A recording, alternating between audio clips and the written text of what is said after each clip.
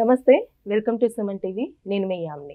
ప్రస్తుతం మనతో ఉన్నారు ప్రముఖ ఆధ్యాత్మికవేత్త, జ్యోతిషరత్న కోనాల భాగ్యలక్ష్మి రెడ్డి గారు ఉన్నారు. అమ్మతో మాట్లాడి మనకున్న సందేహాలను అడిగి తెలుసుకుందాం. అలానే ఈ మే నెలలో 12 రాశుల వారికి ఏ విధంగా ఉంటుంది, ఈ విషయాలు కూడా అడిగి తెలుసుకుందాం. నమస్తే అమ్మా. నమస్తే అమ్మా. అమ్మ, ఈ మే నెలలో అసలు వృషభ రాశి వారికి సంబంధించి ఏ విధంగా ఉంటుంది, వీరికి సంబంధించిన పరిహారాలు కూడా మాకు తెలియచేయండి అమ్మా. తప్పనిసరిగా అమ్మా. ముఖ్యంగా ద్వాదశ రాశుల వారి గురించి చెప్పుకునే ముందు మొట్టమొదట మనం చేయాల్సింది ఏమిటంటే కనుక ఈ మాస ఫలాలు అంటే 1/5/2024 నుంచి 31/5/2024 వరకు ఈ మాస ఫలాలు కార్యక్రమంలో మార్పులు చేర్పులు ఉంటాయి. గ్రహాల యొక్క ప్రయాణాలు ఉంటాయి. ఆ ప్రయాణాల గురించి తెలుసుకున్నాక మనం ద్వాదశ రాశుల వారి గురించి మాట్లాడుకుందాం. మొట్టమొదట మనకి మే 1వ తారీఖున గురుడు వృషభ రాశిలోకి ప్రవేశిస్తున్నాడు. ఆ తర్వాత మే 11వ తారీఖున బుధుడు మేషరాశిలోకి ప్రవేశిస్తున్నాడు. తర్వాత చూస్తే మే 14వ తారీఖున రవి వృషభ రాశిలోకి వృషభ సంక్రమణం జరుగుతుంది. ఆ తర్వాత మే 19వ తారీఖున శుక్రుడు వృషభంలోకి ప్రవేశిస్తున్నాడు. తర్వాత మే 31వ తారీఖున బుధుడు వృషభంలోకి ప్రవేశిస్తున్నాడు.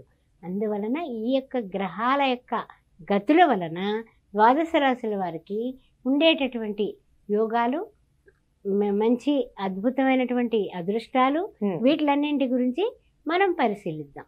ఆదిత్యాయ సోమాయ మంగళాయ బుధాయ చ గురు శుక్ర శనిభ్యశ్చ రాహవే కేతవే నమః. వృషభ రాశి వారికి గురుడు ప్రవేశిస్తున్నాడు మే నెలలో 1వ తారీఖున. దాని వలన కొంతవరకు వీళ్ళకి అన్ని రకాలుగాని కూడా కలిసి వచ్చే కాలం వచ్చింది అని చెప్పచ్చు. వస్తుంది ఏమిటి, వచ్చేసింది అని చెప్పచ్చు. అయితే ముఖ్యంగా ఏమిటంటే కనుక కొన్ని గ్రహాలు అనుగ్రహం ఉంది, కొన్ని గ్రహాలు కాస్త అటు ఇటుగా ఉన్నాయి. ఆ రెండు విషయాలు కూడా మనం చర్చించుకుందాం. ముఖ్యంగా ఈ యొక్క గురువు ఇది వృషభ లగ్నంలో వృషభ రాశిలో అడుగు పెట్టాడు, బాగానే ఉంది. 5th హౌస్లో కేతు ఉన్నాడు. అదేవిధంగా 8th హౌస్లో చంద్రుడు కనపడుతున్నాడు. దాని వలన కొంచెం మానసికంగా కాస్తంత ఒడిదుడుకులు ఉండడం అనేది సహజంగా జరుగుతూ ఉంటుంది. అంటే కృత్తిక 2, 3, 4 పాదాలు, ఆ తర్వాత రోహిణి నక్షత్రం, తర్వాత చూస్తేనేమో మృగశిర ప్రథమ ద్వితీయ, వీళ్ళందరికీ కూడా ఈ రాశిలోకి వస్తారనమాట. తర్వాత చూసినట్లయితే కనుక మనకి 10th హౌస్లో శని భగవానుడు కనిపిస్తున్నాడు. 11th బుధ కుజ రాహువుల యొక్క సంగమం కనిపిస్తుంది.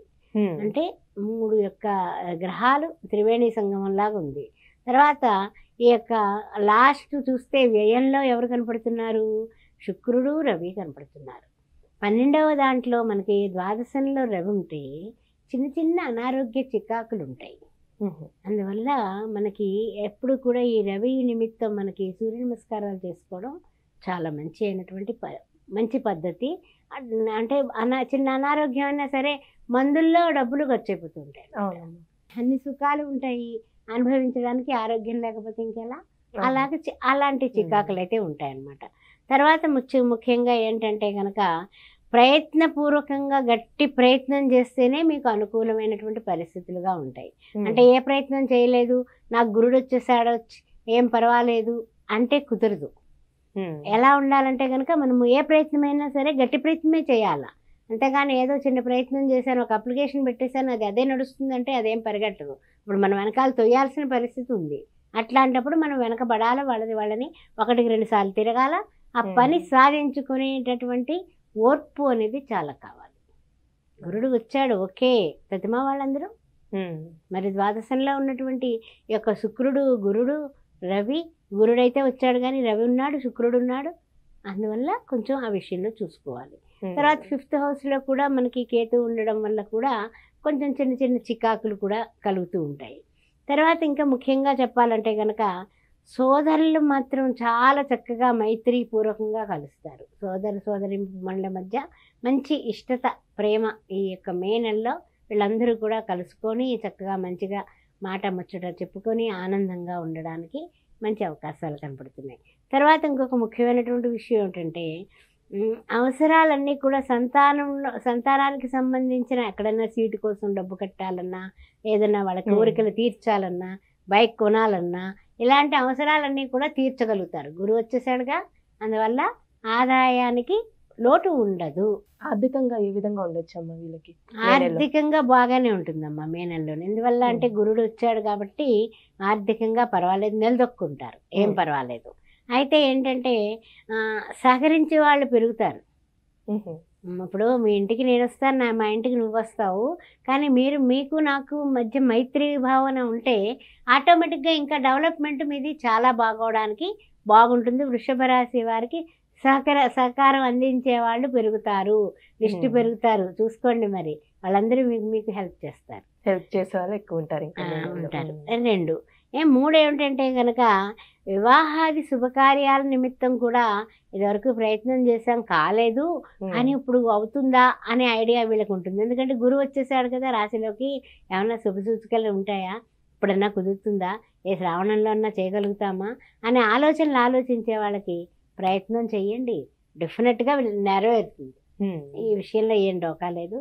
యత్న ప్రయత్నమాలు మానవ ధర్మము, జయాపజయములు దైవాధీనం అంటూ ఉంటారు.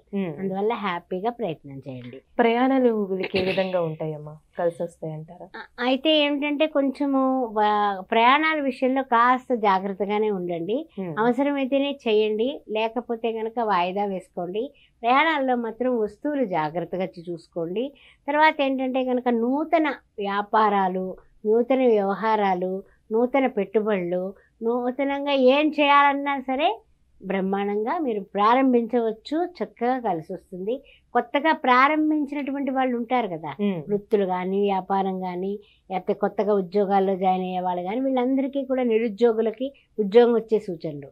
ఇలాగ కొంచెం అంటే ఏంటంటే కనుక పరిస్థితి ఆశాజనకంగా మారింది. క్రిందటి మాసం కంటే ఈ మాసంలో గురువు యొక్క మార్పు వల్ల వృషభ రాశి వారికి చిన్న చిన్న తేడాలు ఉన్నప్పటికీ, చికాకులు ఉన్నప్పటికీ అధిగమించేస్తారు. అలానే ఇప్పుడు కొంచెం కోర్టు సమస్యలు ఉన్న వాళ్ళకి ఏ విధంగా ఉంటుందమ్మా మే నెలలో? కోర్టు సమస్యలు ఉన్న వాళ్ళకి అయ్యో మనకి అనుకూలంగా వస్తే బాగుండు అని ఆశిస్తారు. మే నెల సెలవులు అయిపోయిన తర్వాత ఆ తర్వాత ఏమో అనుకూలంగా వచ్చే పరిస్థితులు ఉన్నాయి. వీళ్ళకి ఏంటంటే కనుక ఎంతసేపు కూడా గురువు వీళ్ళ దానిలోకి వచ్చాడు, శుక్రుడు కూడా ఈ యొక్క రాశి అధిపతి. అందువల్ల 2 గురువులు చేరిక వృషభ రాశి వారికి, అంటే రాశ్యాధిపతి ప్లస్ గురుడు అంటే దేవతల గురువు, రాక్షస గురువు కలిసి 2 శుభమైనవే కాబట్టి వీళ్ళకి తప్పనిసరిగా శుభం కలిగేటటువంటి అవకాశాలు మెండుగా ఉన్నాయి. అమ్మ, ఈ రాశి వారికి సంబంధించి ఈ మే నెలలో ఎలాంటి పరిహారం చేసుకుంటే వాళ్ళకి కొంచెం మంచిగా ఉంటుందంటారు?